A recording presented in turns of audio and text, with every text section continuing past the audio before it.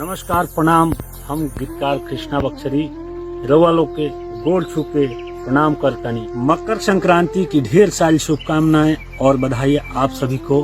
ए भैया, ए बहनी, ए मतवा, ए काका, ए काकी, ए चाचा, ए चाची, गंगा जी नहाई, द्वेष भगाई, दान पुण्य क के संकट मिटाई। ए भाई, कहीं भी नहाई चापाकल नदी, लेकिन आज नहा के दही चूड़ा खा के जतरा बना ले। कैसे? गंगा जी नहाई, द्वेष भगाई, दान पुण्य क के संकट मिटाई। इहे ह खिचड़ी। तिल गुड़ साग चरो चरो चबाई। आज के दिन साग खाई बहुत महत्व होखेला। तिल गुड़ खाई, साग चरो चरो चबाई, चूड़ा दही खा के जतरा बनाई। घायल इहे ह खिचड़ी। नैया की डोरी से पतंग उड़ाई, दादा दादी माई बाबू भाई भौजाई। नैया की डोरी से पतंग उड़ाई, दादा दादी माई बाबू भौजाई। बुझाइल इहे खिचड़ी है।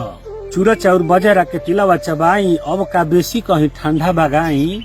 बुझाइल इहे है खिचड़ी। बोली बतियाई, जलन ईसिया हटाई, कृष्णा बक्सरी कहे गुड़ जैसे मीठा बनाई। बोली बतियाई, जलन ईसिया हटाई, कृष्णा बक्सरी कहे गुड़ जैसे मिठास बनाई।